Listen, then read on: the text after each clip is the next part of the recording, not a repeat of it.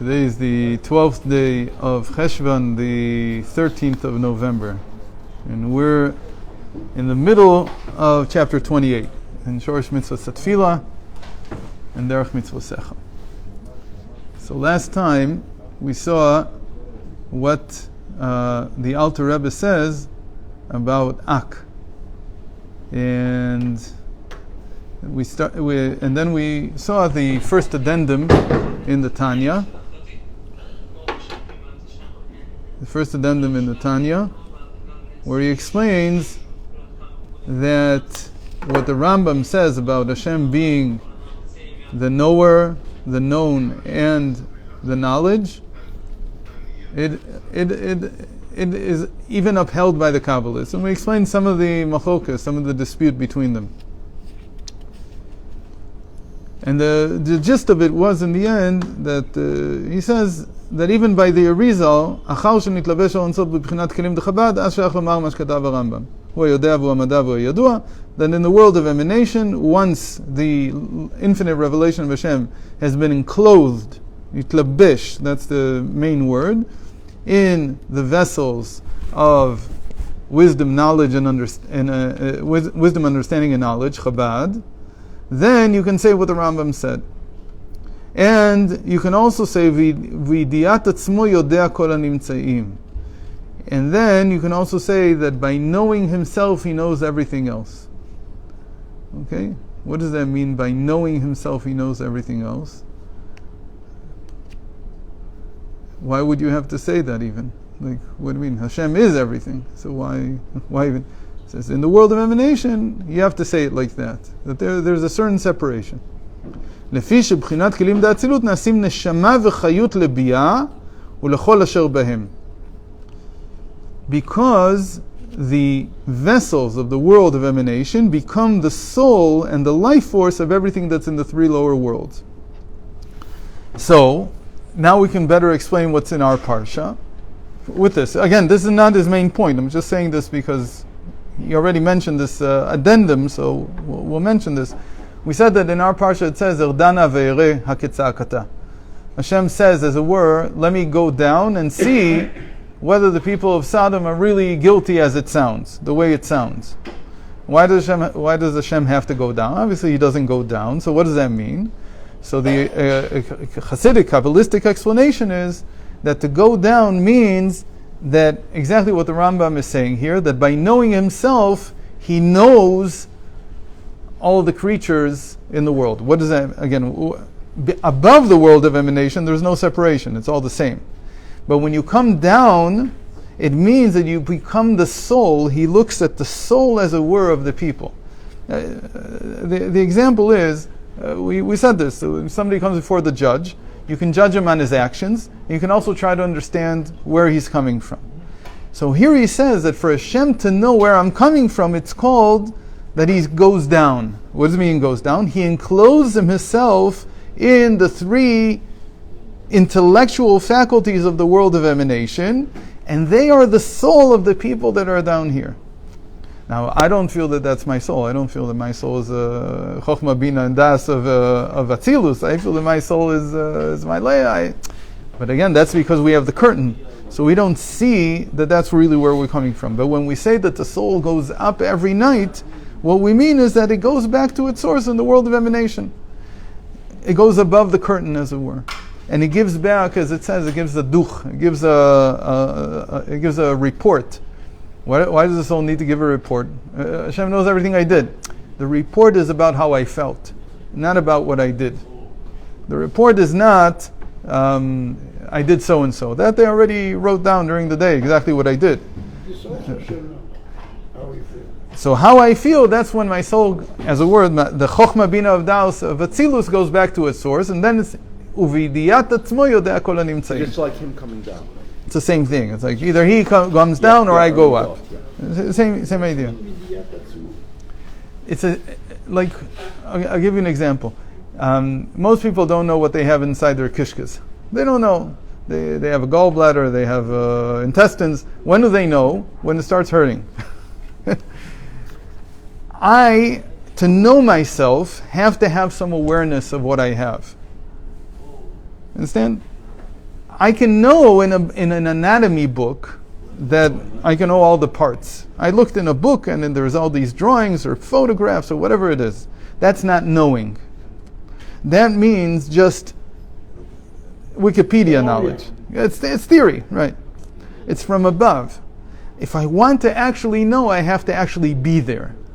To actually be there when we're talking about anatomy, so it means opening it up and feeling it. That we don't do. But if it hurts for some reason, then you suddenly realize, oh, I have something here. You begin to know it. But when you're talking about a person, it means walking in his shoes. It means becoming part of him. Seeing what it's like to be him. If you don't understand what it's like to be him, you can't really judge him. That's the theory. So that's what's called b'idiyat atzmo yodea kol nimtzeim. He knows, again, you can't say this higher than the world of emanation, because above the world of emanation, everything is just Hashem. There's no such separation. Everything is just one thing. Well, how do you a million times? But when Trump went to the McDonald's and did fries and went into a garbage truck, that moved people. That came down. That moved people, because that's like Hashem coming down. That's right. Now he knows what I feel like. That's right. And it's not some, Lavdil, you're right 100%, but that's exactly the idea. It's a great example. And this whole thing of populism that they talk about now, that why did Trump win because of populism? Because it's the same idea that the Geula, the redemption, is when the person feels that Hashem knows what it's like to be me. Wait, we're not sure. When a person feels that Hashem knows what it's like to be me, he identifies with me, and that's called Lev Melachim Beyad Hashem. That the heart of kings is in the hands of Hashem. Who put it in his mind to do that? Obviously, he has advisors and so on, but nobody ever did that before. Why? Because this is what the redemption is about. Now, try to function when you know that Hashem is inside you. Much more difficult. That's why most people won't be able to function. Because for Hashem to know me, He becomes me. By the way, it's the same thing by us. For us to be with Hashem, we have to know Him. How do you know Him? Through the Torah. And so you have to know Him. Ilu yidativ heitiv. If I knew Him, I would be Him. So the Rebbe Rashav used to say, B'nichuta. Yidativ heitiv. Once you know Him, you are Him. What do you mean you are Him? You didn't become Hashem. But now you understand what Hashem is like. So knowledge is a big deal. That's why the Rambam chooses this. Okay. That goes right back. Right. So we said all this. אבל בלי צמצום והבשה הנ"ל, לא שייך כלל לומר הוא היודע והוא המדע. But without the contraction before the world of emanation, another contraction, it's a different one. It's not the contraction before Ak. This is another one. We said there's many of them. In the end, you can find in Chassidic writings at least 22 contractions. At least. It can be much more. But you can find 22 levels of contraction. And again, each time, is it a contraction big? Is it small? That's a different topic. Not here. In Shari Yichud, I said that the parallel text to this is the Midler Rebbe is Shari Yichud. In Shari Yichud, he goes over all 22. He explains all 22 of them. So without this contraction and halabasha and enclothement, we said this is a functional word here. This is a very important verb.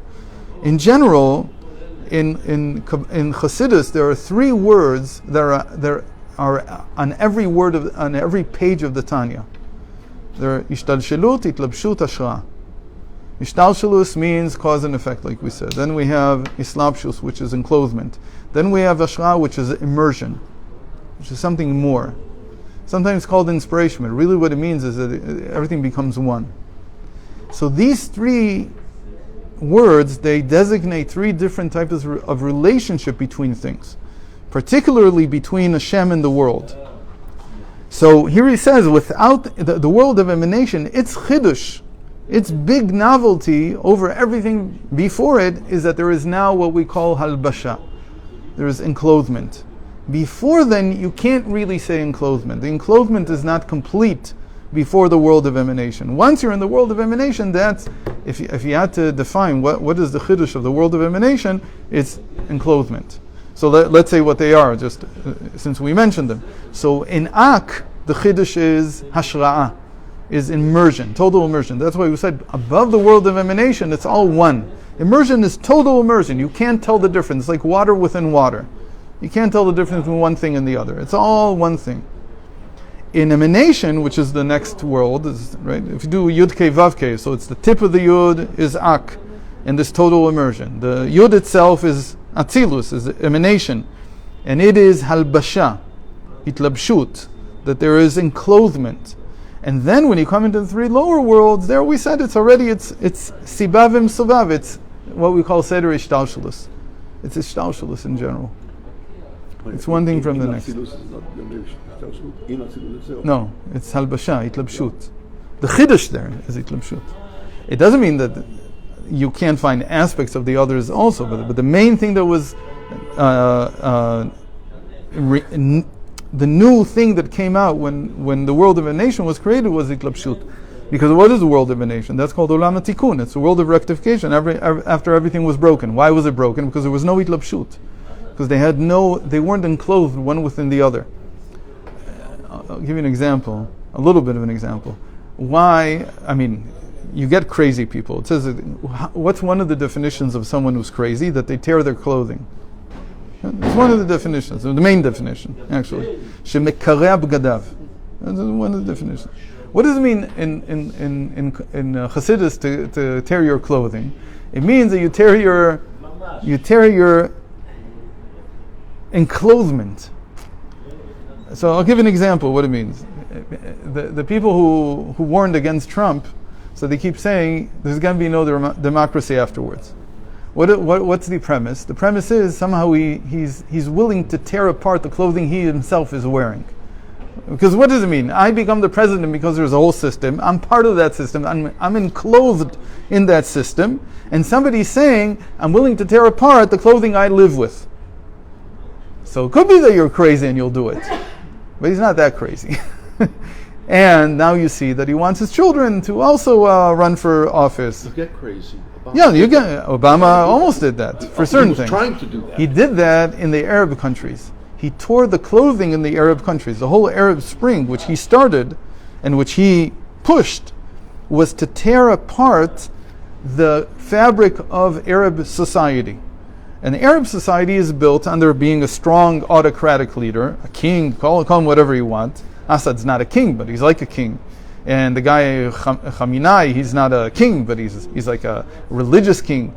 That's how they function. Obama didn't support those revolutions. Yeah, he Green did. Revolution. He very much wanted them. He did The Arab Spring was all him, entirely him. He wanted to tear it apart because he wanted democracy everywhere. That was Bush. Okay, whatever. I don't know. The Arab Spring was in 2011. That was Obama, right when he got elected. Right after he got 2009, actually. Okay. Anyway, Yeah. Bush was a different problem, trying to make Iraq a democracy. That didn't work. Also, it's another. You're right. They both. It doesn't work because you're tearing You're apart the clothing. Sharon warned them. There's a lot of people that warn them. There's a lot of people who understand that there's certain societies that they have the way they function. Yes. So you have to be very careful not to tear your own clothing. But that's what it means to be crazy. That you tear apart what you yourself are living off of. Because this is what's keeping you warm. So you want to tear it apart. There are crazy people. That's what it means. They're willing to do it. They think he will do it. So it's a projection of their own. Right. Nihilism. Yeah, it could be. Okay. So without these two things, tzimtzum and albasha, there would be no world of emanation. And then you can't say what the Rambam says, hu hayodeh v'hu hamadav v'hu hayadua. Because there's so much separation already, you can already say Hashem is intellect. Okay, Pseudo, Hashem's intellect, I have no problem with it. He's also intellect. Above that, you can't say that. לא שייך לה לומר, הוא היודע והמדע, כי אינו בבחינת וגדר דעת ומדע כלל. Because above that, you can't say that he's not da'at, he's not knowledge, he's not intellect. אלא למעלה עילוי רב עד אין קץ אפילו מבחינת וגדר חוכמה, עד שבחינת חוכמה נחשבת אצלו יתברך כבחינת עשייה גשמית עד כאן לשונו. But above that, even wisdom, which we said has a special quality that it's able to hold on to the infinite, even that you can't say is God, because even wisdom by him is like an action that he made. It's like for me, when I lift this tissue, it has no connection to me. neither the tissue, nor the action, or anything. Nobody could define me as a tissue raiser. That's not what I do in my life. That's not who I am. It's got nothing to do. That's how wisdom is distant from Hashem. So all the more so knowledge. הרי מובן היטב מדברי קודשו, כל מה שכתוב לעיל, שבחינת ארץ הספרות נקראים בריאה יש מאין. כיוון שכתב שבחינת חוכמה נחשבת אצלו ברכה כבחינת עשייה גשמית. So we're talking about the world of emanation, and here we have that even the world of emanation is like action. The chachma, even the wisdom of the world of emanation, is like action compared to Hashem. So even there you have to say there's yesh me'ayin. Even there you have to say there's some kind of a tzimtzum, there's some kind of a contraction in between Hashem and the world of emanation. Again, we said the principle is that everywhere you look you're going to find contractions. It's just that he has to clarify this.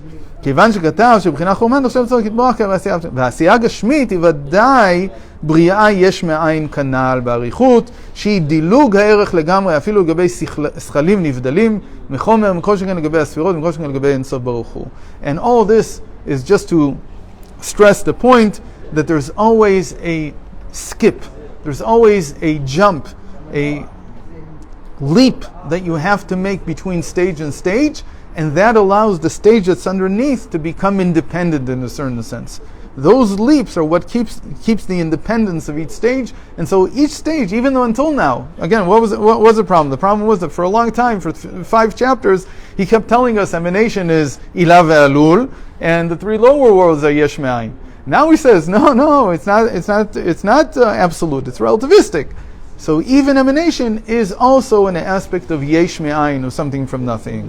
ואם כן מדכתב שבחינת חוכמה נחשב אצלו כבריאה כעשייה גשמית, מובן שהיא גם כן מבחינת דילוג הערך לגמרי, לגבי אינסוף ברוך הוא, כדילוג ערך העשייה לגבי אינסוף ברוך הוא. And in the end, it's just as distant from the infinite, meaning the world of emanation is just as distant from the infinite revelation of Hashem as the world of action, the lowest of the 3 lower worlds. And we said the example is that from here to Andromeda is 1.5, something like that, billion light years, or million light years, sorry. And there's a star in the Andromeda galaxy, and that star has a little planet. So from here to that planet, and here to Andromeda, who cares? It's so distant anyway. It's such a great leap in the middle anyway, that interstellar space is so great that few extra astronomical units from the star to its planet is negligible, that you don't even feel it. ואף על פי שאצלנו יש דולו כמה רכים מעשייה גשמית לגבי החוכמה כנ"ל, and even though by us it seems that we have to make many leaps to get to there, because it seems to us, again, this is one of the places where it sounds like he's saying there's not levels of infinity. Remember, we mentioned this a few months ago, I think, about Cantor. And usually it's quoted that the Tzemach Tzedek, our author, the Rebbe here, that he didn't agree that there were levels of infinity. This is one of the places where it sounds like that. So he says, really, what is he saying? He's saying, even though we feel that there's levels of infinity, we feel that there are many leaps that you have to make from our world, from our consciousness, all the way to the infinite revelation of Hashem. Really, it's not מכל מקום לגבי אינסוף, ברוך הוא שמרומם מתנשא רוממות אין קץ ממש מהספירות, הוא שווה ומשווה בבחינת החוכמה העילה עם העשייה הגשמית. By him it's all the same. In other words, the reason that there's a dispute about what the Tzemach Tzedek held, my understanding of it, is because he's talking about the pair of words that the Nefesh HaChaim likes to use, mitzideinu mitzido. From our point of view, there are many leaps of infinity. There are many infinite, discrete, meaning a discrete jump that you can't get, it's not continuous, you can't go from here to there, you have to make a leap. By us, to get from here even to Chachma of Atzilus, even to the wisdom of emanation, requires a leap. By Hashem, when He looks at it, it's all continuous, it's all the same thing. Meaning He is like, in the sense that everything is all one still. So by Him there's no levels of infinity, it's just His infinity and that's it. By us there's many levels, so Cantor has Aleph Efes and Aleph 0, Aleph 1, Aleph 2, many levels of infinity. We discussed that a few months ago. Disagree with that? Again, I don't know that today anybody in mathematics disagrees with Cantor. There was a big disagreement in the beginning. There was a Jewish guy, I don't remember his name, the Rav wrote about it not long ago. After he came out of the operation, he had a whole shiur That's what he came out with, levels of infinity. I had a whole shir on it. And he mentioned the guy, I don't remember what his name is. I think that today it's pretty much accepted in mathematics, but I don't know. In Chassidus, Yeah, that's what I'm saying. so I think it's what the Tzemel Tzaddik says, that there are two perspectives. Okay. From our perspective, there's many levels of infinity. From Hashem's perspective, everything is just one infinity. Okay, so let's end here, even though we're coming back to a verse we already learned when we were talking about infinities. Okay, so we'll continue here al derech mashal tomorrow.